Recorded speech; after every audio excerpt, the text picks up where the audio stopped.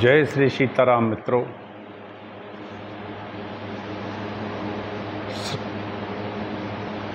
श्रद्धालु श्रोताजन बंधुओं, श्रद्धालु माताओं, वंदनीय भक्तजन, वंदनीय समस्त सनातन प्रेमी बंधुओं एवं समस्त देशवासियों, मैं श्री विष्णु महापुराण की कथा कह रहा हूँ। यह कथा मैं टीकमगढ़ मध्य प्रदेश से डॉक्टर राजेंद्र मिश्रा प्रतिदिन कहता हूँ। यह मेरा 5वां पुराण है। श्री विष्णु महापुराण की संख्या हमारे 18 पुराणों में तीसरे स्थान पर आती है। विष्णु महापुराण की कथा बहुत ही आनंद और भक्ति को प्रदान करने वाली है। भगवान लक्ष्मी नारायण की कथा आइए हम सब सुने। एक छोटा सा मंगलाचरण करते हैं, इसके बाद कथा प्रारंभ करते हैं। नमोस्तु रामाय सा लक्ष्मणाय देव्यै च तस्यै जनकात्मजायै। नमोस्तु रुद्रेन्द्रियमानिलेभ्यो नमोस्तु चंद्राग्नि मरुद्गणेभ्यः। रामो न मानुषो जाता परमात्मा सनातना। भगवान राम ने मनुष्य लीला की और सत्य तो यह है कि वो मनुष्य नहीं परमात्मा थे, जो सगुण रूप से लीला कर रहे थे। लेते सदा सुध दीन की सहज दया के धाम और जननी जनक राजेंद्र के प्रभु श्री सीताराम। चारों ओर निराशा हो जब और न कोई आशा हो जब, तब फिर बोलो जय श्री राम, यही नाम जय श्री राम। भक्त भक्ति भगवंत गुरु, चतुर नाम बपु एक। तिनके पद बंदन करो नासत विघ्न अनेक। जीते जी है जग का नाता, इसके बाद न कोई निभाता। अंत समय में आता काम, प्रेम से बोलो जय श्री राम। श्री राम जय राम, जय जय राम। ओम सच्चिदानंद रूपाय विश्वोत्पत्त्यादि हेतवे, तापत्रय विनाशाय श्री कृष्णाय वयं नमः। श्री कृष्णाय वयं नमः। अखंडमंडलाकारं व्याप्तं येन चराचरं, तत्पदं दर्शितं येन तस्मै श्री गुरुवे नमः। वक्रतुंड महाकाय सूर्यकोटि समप्रभा, निर्विघ्नं कुरु मे देव। सर्वकार्येषु सर्वदा भवानी शंकरौ वंदे। श्रद्धा विश्वास रूपिण्यो याभ्यां व्याना पश्यन्ति, सिद्धाय स्वान्तास्तमीश्वरम्। नमस्ते नीलकंठाय वेद से परमात्मने, विश्वाय विश्वबीजाय जगदानंद हेतवे। नारायणं नमस्कृत नरं चैव नरोत्तमं, देवीं सरस्वतीं व्यासं ततो जयमुदीरयेत्। ओम नमो देव्यै महादेव्यै शिवायै सत्सं नमः। नमः प्रकृति भद्रायै नीता प्रणतः स्मृताम्। तुलसीदास के पद कमल बारंबार मनाए, गुण गावों श्री राम के हनुमत होई सहाय। मात पिता गुरु गणपति शारद, शिवा समेत शंभु मुनि नारद। महावीर बिन बहु हनुमाना, राम जासु जस आप बखाना। सुख सनकादि भगत मुनि नारद, जय मुनि वर्ग विज्ञान विशारद। प्रणबौ सबहि धरन धर शीशा, प्रणबौ सबहि धरनि धर शीशा। करहु कृपा जन जान मुनीसा, करहु कृपा जन जान मुनीसा। करहु कृपा जन जान मुनीसा।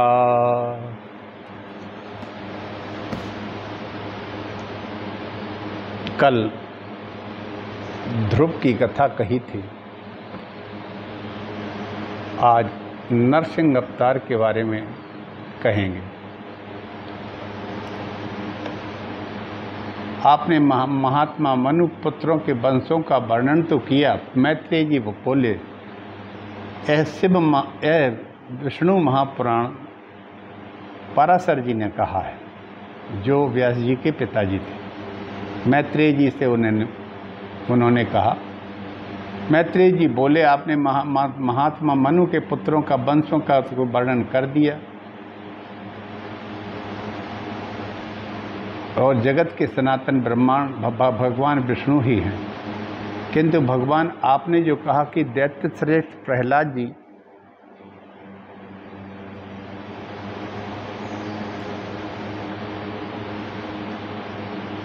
तो अग्नि ने ही उनको न तो भस्म किया और न अस्त्र और शस्त्रों के आघात, किसी तरह भी सहस्त्रों मायाओं का वार हुआ। यहाँ तक कि दैत्य गुरुओं ने किस लिए कृत्या का प्रयोग किया, सम्रासुर ने क्यों अपने सहस्त्रों मायाओं का वार किया उन महात्मा को मारने के लिए। दैत्यराज के रसोइयों ने जैसे भी महाबुद्धिमान पचा गए, ऐसा हलाहल विष भी दिया गया। हे महात्मा प्रहलाद का यह संपूर्ण चरित्र जो उनके महात्मा का सूचक मैं सुनना चाहता हूँ।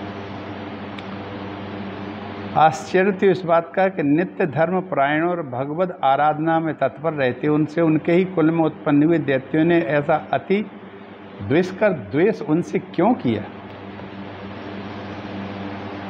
महात्मा लोग ऐसे गुण संपन्न साधु पुरुषों के विपक्षी होने पर भी उन्हें किसी प्रकार का प्रहार नहीं करते उन पर, फिर स्वपक्ष में होने पर तो कहना ही क्या। इसलिए हे मुनि श्रेष्ठ, यह संपूर्ण वृत्तांत मुझे सुनाइए।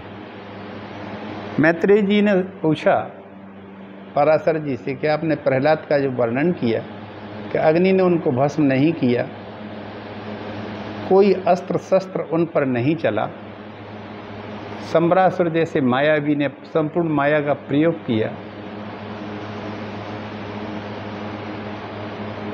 किसी से उनको कोई हानि नहीं हुई, जीवन बचा रहा। ऐसे सिद्ध और शांत पुरुष को तो शत्रु पक्ष भी नहीं मारता, फिर स्वयं का पक्ष, स्वयं के ही घर वाले ऐसा करने पे क्यों उतारू हो गए थे। पराशर जी बोलते हैं, मैत्रेय, उन सर्वदा उदार चरित परम बुद्धिमान महात्मा प्रहलाद जी का चरित्र तुम ध्यान पूर्वक सुनो। दिति के पुत्र महाबली हिरण्यकश्यपु ने ब्रह्मा जी के वर से गर्भयुक्त सशक्त होकर त्रिलोकी को अपना वशीभूत कर लिया था और वह इंद्रपद का भोग करता था। वह महान असुर स्वयं ही सूर्य, वायु, इंद्र, अग्नि, वरुण, चंद्रमा बन गया था। वह स्वयं ही कुबेर यमराज भी था। वह असुर स्वयं ही संपूर्ण यज्ञ भोगों को भोगता था। हे मुनि सत्तम, उसके भय से देवगण स्वर्ग को छोड़कर मनुष्य शरीर धारण करके भूमंडल में विचरते थे। इस प्रकार संपूर्ण त्रिलोकी का जीत कर त्रिभुवन के वैभव से गर्वित हुआ वह गंधर्वों से अपनी स्तुति सुनता हुआ वह अपने अभीष्ट लोक भोगों को भोगता था। उस समय मद्यपान से आसक्त महाकाय हिरण्यकश्यपु की ही समस्त सिद्ध गंधर्व नाग आदि उपासना करते थे। उस दैत्यराज के सामने कोई सिद्ध बाजा बजाता या सुगान करता, जय जयकार करता। वह असुरराज स्फटिक एवं अभ्रशिलास के बने हुए मनोहर महल में, जहाँ अप्सराओं का उत्तम नृत्य हुआ करता था, प्रसन्नता के साथ मद्यपान करता था।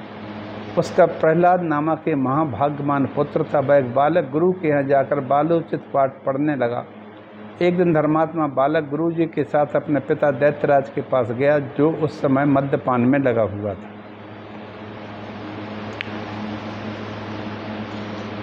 पराशर जी ने कह दिया, दिति का पुत्र प्रहलाद, दिति का पुत्र हिरण्यकश्यपु ने अपनी तपस्या के बल पर ब्रह्मा जी को प्रसन्न करके इंद्रपद प्राप्त कर लिया और संपूर्ण देवताओं के अधिकार को वो स्वयं भोगने लगा। दैत्यों ने पूरे स्वर्गलोक को अपने अधिकार में कर लिया। इससे संपूर्ण देवता मनुष्य लोक में रूप से पृथ्वी पर विचरने लगे।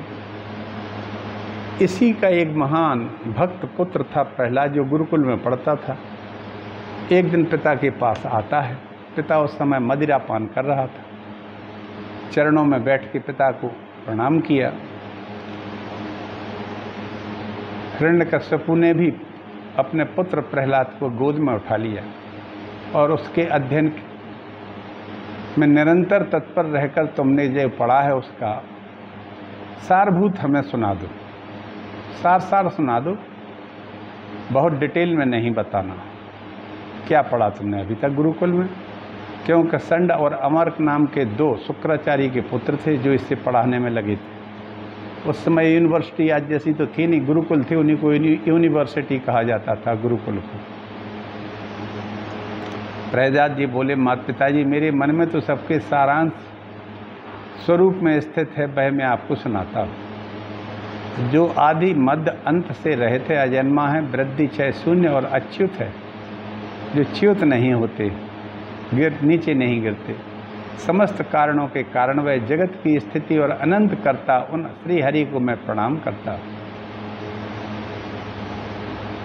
प्रहलाद ने कह दिया, आदि अनंत अंत से रहित अजन्मा भगवान श्री हरि को प्रणाम मैं करता हूँ। पाराशर जी बोले, ऐसा सुनकर दैत्यराज क्रोधित हो उठा, गुरु की ओर देखकर कांपते हुए होंठों से कहा, रे दुर्बुद्धि, हे ब्राह्मणाधम, क्या तूने मेरी अवज्ञा कर इस बालक को मेरे विपक्षी की स्तुति की असार शिक्षा दी?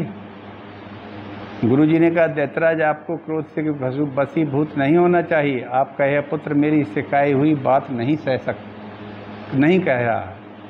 हिरण्यकश्यप बोला, बेटा प्रहलाद बताओ तो तुमको क्या शिक्षा किसने दी? तुम्हारे गुरु जी तो कहते कि मैंने तो नहीं दी। प्रहलाद जी बोले, हृदय में स्थित भगवान विष्णु ही तो संपूर्ण जगत के उपदेशक हैं। हा, क्या बात। प्रहलाद कहता है, प्रहलाद महाराज जी कहते हैं अपने पिता हिरण्यकश्यप से, शिक्षा देने की क्या जरूरत किसी को? प्रहलाद बोले, भगवान तो विष्णु ही संपूर्ण जगत के उपदेशक हैं, क्योंकि वो तो सबके हृदय में स्थित। उन परमात्मा को छोड़कर कौन किसी को कुछ सिखा सकता है? विष्णु बोले, तू मुझे उस जगदीश्वर के सामने निशंक होकर बारंबार वर्णन करता है, वह है कौन? प्रहलाद जी बोले, योगियों के ध्यान करने योग्य जिसका परम पद वाणी का विषय नहीं है। भगवान श्री हरि, भगवान विष्णु वाणी का विषय नहीं है पिताजी। योगियों के ध्यान करने योग्य हैं, जिससे यह विश्व प्रकट हुआ है, और जो स्वयं विश्व रूप हैं वह परमेश्वर ही भगवान विष्णु है। हिरण्यकश्यप बोले, अरे मूढ़, मेरे रहते हुए कौन परमेश्वर कहा जा सकता है? फिर भी तू मौत के मुख में जाने की इच्छा से बारंबार ऐसा बक रहा है। प्रहलाद जी बोले, न केवलम तात्मम प्रजानाम स ब्रह्मभूतो भवस्त विष्णु धाता विदाता परमेश्वरस्य प्रसिद्ध कोपम कुरसे किमर्थम। प्रहलाद जी कहते हैं, तात वह ब्रह्मभूत विष्णु तो केवल मेरा ही नहीं, संपूर्ण प्रजा और आपका भी करता, नियंता और परमेश्वर है। आप प्रसन्न तो हो, व्यर्थ क्रोध क्यों करते हो? हिरण्यकश्यप बोला, प्रविष्टा को अस्त हृदय दुर्बुद्धे रति पापकृत एने दृशान साधुनी वदत्या विष्टमान सह। अरे कौन पापी इस दुर्बुद्धि बालक के हृदय में घुस गया है, जिससे अशिष्ट चित्त होकर यह मेरे अमंगल वचन, हमसे अंदर अमंगल वचन बोलता रहता है। प्रहलाद जी बोले, पिताजी वे विष्णु भगवान तो मेरे ही हृदय में नहीं बल्कि संपूर्ण लोकों में स्थित है। वे सर्वगामी तो मुझको, आप सबको और समस्त प्राणियों को अपनी अपनी चेष्टाओं में प्रवृत्त कर देते हैं। हिरण्यकश्यप बोला, इस पापी को यहाँ से निकालो, गुरु के यहाँ ले जाकर इसका भली प्रकार से शासन करो। इस दुर्मति को न जाने किसने मेरे विपक्षी की प्रशंसा में नियुक्त कर दिया है। पाराशर जी बोले, इत्युक्तो असौ तदा दैत्यैर्नीतो गुरे गृहं पुनः जग्राह विद्या मनिषं गुरु शुश्रुणोद्यतः काल के काले अतीते अपि महते प्रहलादं सुरेश्वरः समाहूया ब्रवीद गाथा काचित पुत्र गीयताम। पराशर जी कहते, उसके ऐसा कहने पर दैत्यगण उस बालक को फिर गुरु जी के यहाँ ले गए और वहाँ रात दिन भली प्रकार सेवा सुरक्षा करने की विद्याध्ययन करने लगे। फिर बुलाया, कहा कथा सुनाओ। प्रहलाद बोले यथा प्रधान पुरुषौ यतश्चेत तच्चराचरम कारणम सकलस्यासानो विष्णु प्रसीदतु। प्रहलाद बोले जिसने प्रधान पुरुष और यह चराचर जगत उत्पन्न हुआ वे सकल प्रपंच के कारण श्री विष्णु भगवान हम पर प्रसन्न हो जाएं। हिरण्यकश्यप बोला अरे यह बड़ा दुरात्मा है, इसको मार डालो। अब इसके जीने से कोई लाभ नहीं है, क्योंकि स्वपक्ष की हानि करने वाला होने से है तो अपने कुल के लिए ही अंगार बन गया है। पाराशर जी कहते हैं उसकी ऐसी आज्ञा होने पर सैकड़ों दैत्य अस्त्र लेकर उसे मारने के लिए तैयार हो गए। प्रहलाद जी बोले अरे दैत्यो विष्णु सहस्रेषु युष्मासु मयि चासौ व्यवस्थितः दैत्यास्तेन सत्येन माक्रमन्त्वा वायुधानि में। हे दैत्यो, भगवान विष्णु तो शस्त्रों में, तुम लोगों में, मुझ में सर्वत्र ही स्थित हैं। इस सत्य के प्रभाव से इन शस्त्र और अस्त्रों का मेरे ऊपर कोई प्रभाव ना हो। इन शस्त्रों और अस्त्रों में भी वो ही है। पाराशर जी कहते हैं तब तो उन सैकड़ों दैत्यों के शस्त्र समूह का आघात होने पर भी उनको तनिक भी वेदना नहीं हुई। वे फिर भी ज्यों के त्यों नवीन बल से संपन्न ही रहे। हिरण्यकश्यप बोला रे दुर्बुद्धे, अब तुम विपक्षी की स्तुति करना छोड़ दे, जा मैं तुझे अभय दान देता हूँ, अब और अधिक नादान मत हो। प्रहलाद जी बोले हे तात, भयम भयानाम पहारिणी स्थिते मनस्यनन्ते मम कुत्र तिष्ठति यस्मिन् स्मृते जन्मं जरावंत कादि भयानि सर्वाण्य पयांति तात। प्रहलाद जी बोले तात, जिनके स्मरण मात्र से जरा जन्म मृत्यु आदि के समस्त भय दूर हो जाते हैं, उन सकल भयहारी अनंत के हृदय में स्थित रहते मुझे भय कहाँ हो सकता है। हिरण्यकश्यप बोला अरे सर्पो, इस अत्यंत दुर्बुद्धि दुराचारी को अपने विष की अग्नि से संतप्त मुखों से काटकर शीघ्र नष्ट करो। पाराशर बोले ऐसा आज्ञा होने पर अति क्रूर और विषधर ततक्षक आदि सर्पों ने उनके समस्त अंगों को काटा, किंतु उन्हें तो श्री कृष्णचंद्र में आसक्त चित्त रहने के कारण भगवत स्मरण के परमानंद में डूबे रहने से उन महासर्पों के काटने पर भी अपने शरीर की कोई सुधि नहीं हुई। सर्प बोले हे दैत्यराज, देखो हमारी दाढ़ें टूट गईं, मणियाँ चटकने लगीं, फड़ों में पीड़ा होने लगी और हृदय कांपने लगा, तथापि इसकी त्वचा तो जरा भी नहीं कटी। इसलिए अब आप हमें कोई और कार्य बताइए। हिरण्यकश्यप बोला हे दिग्गजों, तुम सब अपने संकीर्ण दांतों को मिलाकर मेरे शत्रु पक्ष द्वारा बहकाकर मुझसे विमुख किए हुए इस बालक को मार डालो। देखो जैसे अरणि से उत्पन्न हुआ अग्नि जला डालता है, उस प्रकार कोई ना कोई जिससे उत्पन्न होते हैं उसी के नाश करने वाले हो जाते हैं। पाराशर जी बोले तब पर्वत शिखर के समान विशालकाय दिग्गजों ने उस बालक को पृथ्वी पर पटक कर अपने दांतों से रौंद डाला, किंतु गोविंद का स्मरण करते रहने से हाथियों के हजारों दांत उनके वक्षस्थल से टकराकर टूट गई। तब उन्होंने पिता हिरण्यकश्यप से कहा। पाराशर जी कहते हैं ये जो हाथियों के वज्र के समान कठोर दांत टूट गए हैं, इसमें मेरा कोई बल नहीं है, तो श्री जनार्दन भगवान के महाविपत्ति और क्लेशों के नष्ट करने वाले भगवान इसमें के स्मरण का ही प्रभाव है। हिरण्यकश्यप बोला अरे दिग्गजों, तुम हट जाओ, दैत्यगण तुम अग्नि जलाओ और वायु अग्नि को प्रज्वलित करो जिससे इस पापी को जला डाले।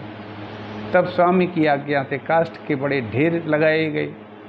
प्रहलाद जी बोले हे तात, पवन से प्रेरित हुआ यह अग्नि मुझे नहीं जलाता,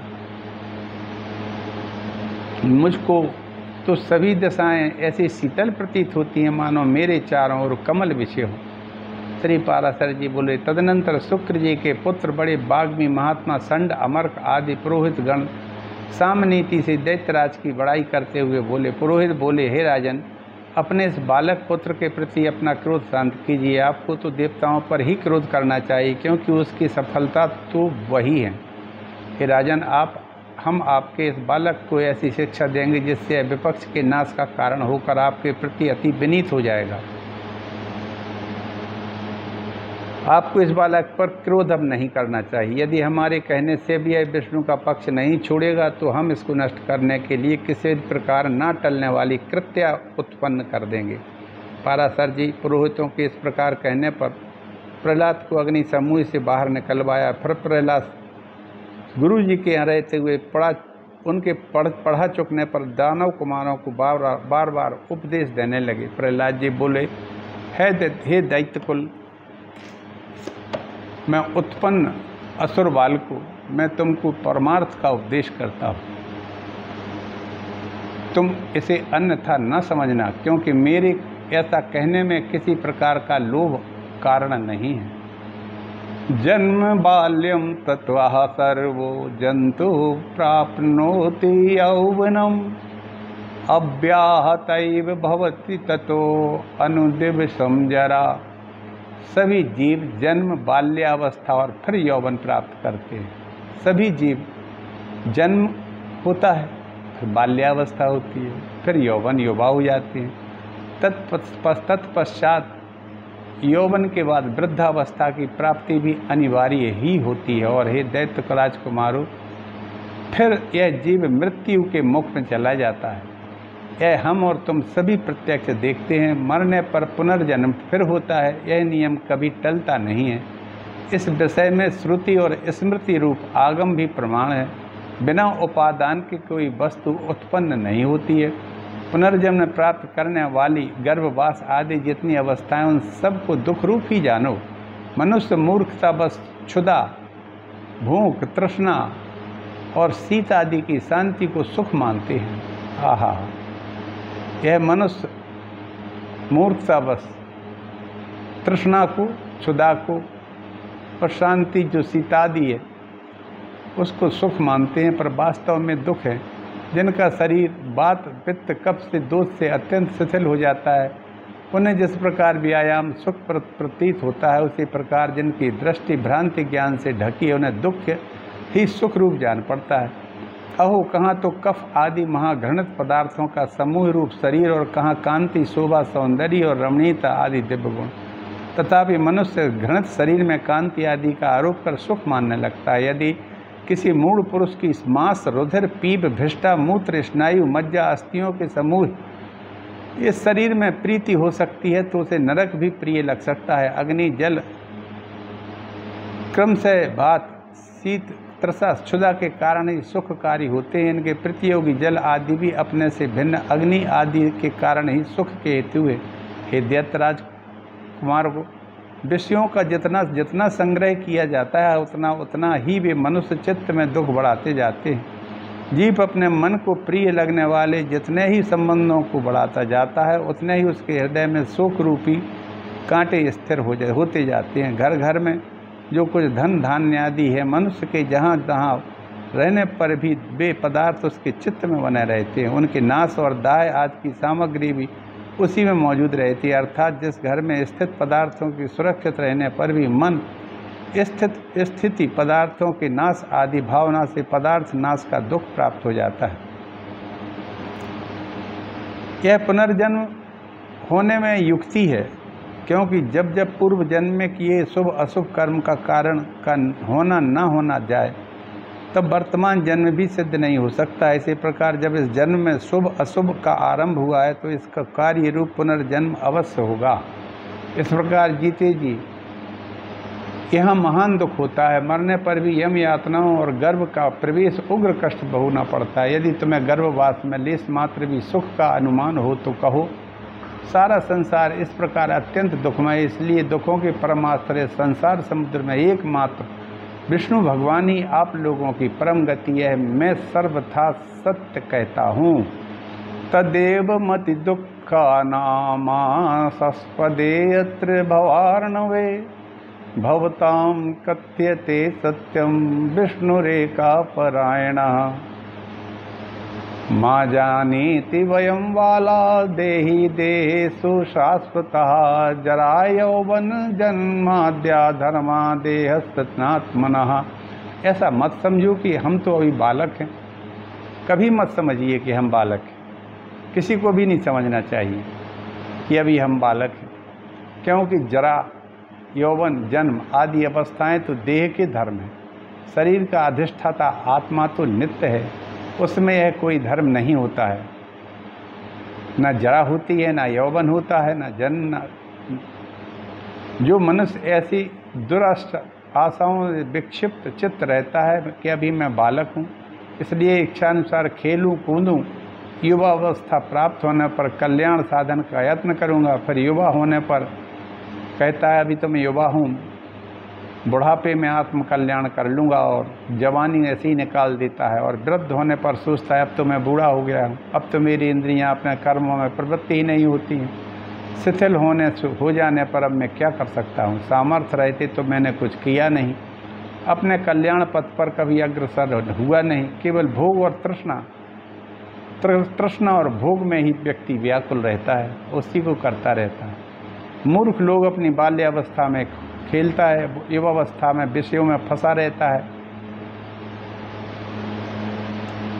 यौवन में यौवन से आसक्त रहता है, बुढ़ापा आने पर असमर्थ हो जाता है। विवेकी पुरुष को चाहिए कि देह की बाल्यावस्था, यौवन और वृद्ध आदि अवस्थाओं की अपेक्षा न करके बाल्यावस्था में ही अपना कल्याण का यत्न करे। मैंने तुम लोगों से जो कुछ कहा है उसे यदि तुम मिथ्या नहीं समझती तो मेरी प्रसन्नता के लिए बंधन को छुटाने वाले श्री भगवान विष्णु का स्मरण करो। उनका स्मरण करने से परिश्रम में क्या है? क्या परिश्रम है विष्णु के, भगवान के स्मरण में? कुछ नहीं। और स्मरण मात्र से ही वे अति शुभ फल देते हैं तथा रात दिन उन्हीं का स्मरण करने वालों का पाप भी नष्ट हो जाता है। उन सर्वभूतस्थ प्रभु में तुम्हारी बुद्धि अहरनिश लगी रहे और उनमें तुम्हारा प्रेम बढ़े। इस प्रकार तुम्हारे समस्त क्लेश दूर हो जाएंगे। तब जबकि यह सभी संसार ताप त्रय से दग्ध हो रहा है तो इन बेचारे शोचनीय जीवों से कौन बुद्धिमान द्वेष करेगा। इसलिए तुम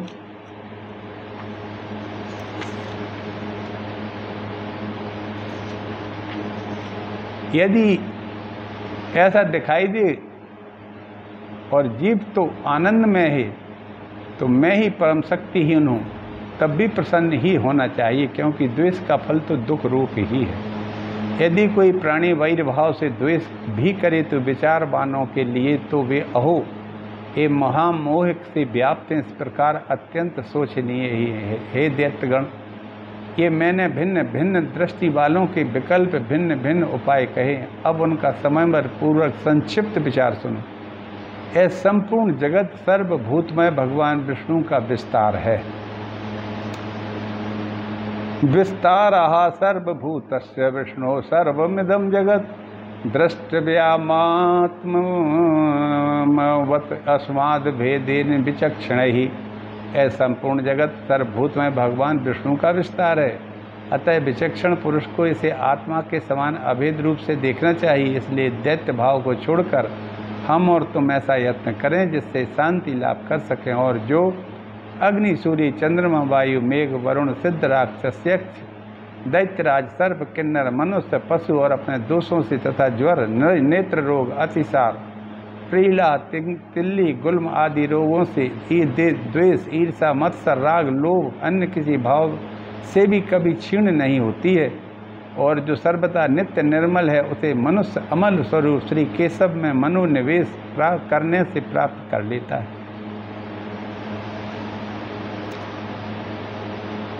हे दैत्यों, मैं आग्रहपूर्वक कहता हूँ कि तुम इस असार संसार के विषयों में कभी संतुष्ट मत होना। तुम सर्वत्र समदृष्टि करो, क्योंकि समता ही श्री अच्युत की वास्तविक आराधना है। अच्युत के प्रसन्न होने पर फिर संसार में दुर्लभ क्या है। तुम धर्म, अर्थ और काम की इच्छा कभी न करना, वे तो अत्यंत तुच्छ हैं। उस ब्रह्म रूप महावृक्ष का आश्रय लेने पर तो तुम निस्संदेह महाफल प्राप्त कर लोगे। इस तरह से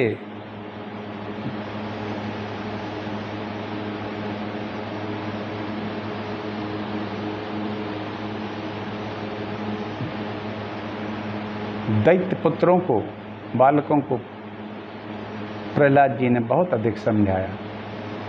पाराशर जी बोले, उनकी ऐसी चेष्टा देख दैत्यों ने दैत्यराज हिरण्यकश्यप से डर कर उसे सारा वृत्तांत कह दिया।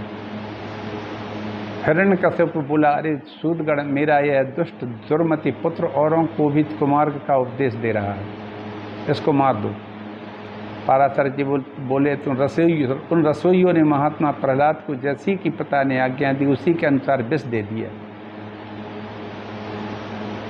घोर हलाहल विष को भगवान नाम के उच्चारण से अभिमंत्रित कर उन अन्न के साथ खा गए तथा भगवान नाम के प्रभाव से निस्तेज हुए उस विष को खाकर उसे बिना किसी विकार के पचाकर स्वस्थ चित्त से स्थित रहे। उस महान विष को पचा हुआ देख रसोइयों ने भय से व्याकुल हिरण्यकश्यप के पास जाकर कहा, हमने आपकी आज्ञा से तीक्ष्ण विष दिया, तथापि प्रहलाद ने उसे पचा लिया। हिरण्यकश्यप बोला, है पुरोहित गणों, शीघ्रता करो, उसे नष्ट करने के लिए अब कृत्या उत्पन्न करो और देरी ना करो। तब पुरोहितों ने अति विनीत प्रहलाद से उसके पास जाकर शांतिपूर्वक कहा, हे आयुष्मान, तुम त्रिलोकी में विख्यात ब्रह्मा जी के कुल में उत्पन्न हो दैत्यराज हिरण्यकश्यप के पुत्र, तुम्हें देवता अनंत अथवा और भी किसी से क्या प्रयोजन है? तुम्हारे पिता तुम्हारे संपूर्ण लोकों के आश्रय हैं और तुम भी ऐसे ही होगे, इसलिए तुम यह विपक्ष की स्तुति करना छोड़ दो। तुम्हारे पिता सब प्रकार से प्रशंसनीय है और वे ही समस्त परम गुरुओं के परम गुरु हैं। प्रहलाद जी बोले, हे महाभाग, यह तो ठीक है, इसमें कोई अन्यथा नहीं। मेरे पिताजी संपूर्ण जगत के बड़े पराक्रमी हैं, मैं जानता हूँ, ठीक है। गुरुओं में पिता ही परम गुरु है, इसमें संदेह नहीं। पिताजी पूजनीय है, इसमें कोई संदेह नहीं। मैं कोई अपराध नहीं करूँगा, किंतु आपने जो कहा कि मुझे अनंत से क्या प्रयोजन, ऐसा आपका यह कथन ठीक नहीं है। मुझे अनंत से प्रयोजन है, इस विचार को धन्यवाद। मेरे गुरुगण आप कहते हैं तो अनंत से क्या प्रयोजन, धन्यवाद। अच्छा, यदि आपको बुरा ना लगे तो मुझे अनंत से जो प्रयोजन है सो सुनिए। धर्म, अर्थ, काम और मोक्ष 4 पुरुषार्थ कहे जाते हैं। ये चारों ही जिनके सिद्ध हो जाते हैं उनसे क्या प्रयोजन। आपके इस कथन को क्या कहा जाए? उन अनंत से दक्ष और मरीचि आदि तथा अन्यान्य ऋषीश्वरों को धर्म, किन्हीं अन्य मनुष्यों को अर्थ, किन्हीं को काम की प्राप्ति हुई है, किन्हीं को ज्ञान, ध्यान, समाधि के द्वारा उन्हीं के तत्व को जानकर अपने संसार बंधन को काटकर मोक्ष पद प्राप्त किया है। अतः संपत्ति, ऐश्वर्य, महात्म, ज्ञान, संतति, कर्म, मोक्ष, इन सब की एकमात्र मूल श्री हरि की आराधना ही उपार्जनीय है। द्विजगण, इस प्रकार जिनसे अर्थ, धर्म, काम और मोक्ष 4 फल प्राप्त होते हैं, उनके लिए मैं आप ऐसा क्यों कहते हैं कि अनंत से तुझे क्या प्रयोजन और बहुत कहने से क्या लाभ? आप लोग तो मेरे गुरु हैं, उचित अनुचित सभी कुछ कह सकते हैं और मुझे तो विचार भी बहुत ही कम है।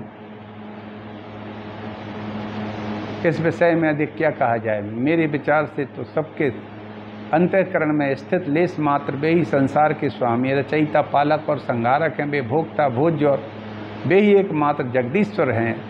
मैंने बाल्य भाव से यदि कुछ अनुचित कहा हो तो आप क्षमा करें। पुरोहित बोले, दुर्मते, तुम हमारे कहने से आग्रह को छोड़ दे, तुझे नष्ट करने के लिए हम कृत्या उत्पन्न करेंगे। प्रहलाद जी बोले, कौन जीव किससे मारा जाता है और कौन किससे रक्षित होता है? यह शुभ और अशुभ आचरणों के द्वारा आत्मा स्वयं ही अपनी रक्षा और नाश करता है। कर्मों के कारण ही सब उत्पन्न होते हैं और कर्म ही उनके शुभ और अशुभ गतियों के साधन है। इसलिए प्रयत्न पूर्वक शुभ कर्मों का ही आचरण करना चाहिए। श्री पाराशर जी बोले, उनके ऐसा कहने पर उन दैत्यराज के पुरोहितों ने क्रोधित होकर अग्नि शिखा के समान प्रज्वलित शरीर वाली एक कृत्या उत्पन्न कर दी। अति भयंकरी अपने पदाघात से पृथ्वी को कंपित करती हुई प्रकट हुए क्रोध प्रहलाद जी की छाती में उसने त्रिशूल से प्रहार किया, किंतु उस बालक के वक्ष स्थल में लगते ही तेजोमय त्रिशूल टूटकर पृथ्वी पर गिर पड़ा, उसके टुकड़े हो गए। जिस हृदय में निरंतर अक्षुण्ण भाव से श्री हरि भगवान विराजते हैं, उसमें लगने से तो वज्र के भी टूक टूक हो जाते हैं, त्रिशूल की तो बात ही क्या है। उन पापी पुरोहितों ने उस निष्पाप बालक पर कृत्या का प्रयोग किया था, इसलिए तुरंत ही उसने उन पर वार किया और स्वयं भी नष्ट हो गई। अपने गुरुओं के कृत्वा द्वारा जलाए जाते देख महामति प्रहलाद हे कृष्ण रक्षा करो, हे अनंत बचाओ, ऐसा कहते हुए उनकी ओर दौड़े। प्रहलाद जी कहने लगे, हे सर्वव्यापी विश्वरूप विश्व सृष्टा जनार्दन, इन ब्राह्मणों को इस मंत्र अग्नि रूप दुसह दुख से इनकी रक्षा करो। सर्वव्यापी जगत रूप विष्णु सभी प्राणियों में व्याप्त हैं। सत्य के प्रभाव से पुरोहित गण जीवित हो जाएं। मैं सर्वव्यापी और अक्षय श्री विष्णु को अपने विपक्षियों में भी देखता हूँ। विपक्षियों में भी भगवान विष्णु दिखाई देते हैं मुझे। तो जो लोग मुझे मारने के लिए आए उन्हें मुझे विष दिया, आग में जलाया, सर्पों से डसाया, विष दिया, फिर भी मेरी कभी पाप बुद्धि नहीं हुई, तो उस सत्य के प्रभाव से ही पुरोहित जी उठे। ऐसा कहकर उनके स्पर्श करते ही ब्राह्मण स्वस्थ होकर उठ बैठे और विनयावनत बालक से कहने लगे, हे बस तू बड़ा श्रेष्ठ है, तू दीर्घायु हो, नृद्वंद हो, बल वीर संपन्न हो तथा पुत्र पौत्र एवं धन ऐश्वर्य आदि से संपन्न हो। श्री पाराशर जी बोले, हे महामुनि, ऐसा कहकर पुरोहित ने दैत्यराज हिरण्यकशिपु के पास जाकर उसे सारा समाचार ज्यों का त्यों सुना दिया। आज अपनी कथा को मैं यहीं विराम देता हूँ मित्रों। कल मैं आगे की कथा कहूँगा। प्रहलाद कृत भगवत गुण वर्णन, प्रहलाद की रक्षा के लिए भगवान का सुदर्शन चक्र को भेजना, ये कल कहेंगे। बड़ी सुंदर कथा है। प्रहलाद भक्तों में श्रेष्ठ हैं, इसलिए उनका नाम भक्त प्रहलाद है। भक्त लगा है उनके सामने। लक्ष्मी नारायण उनकी कृपा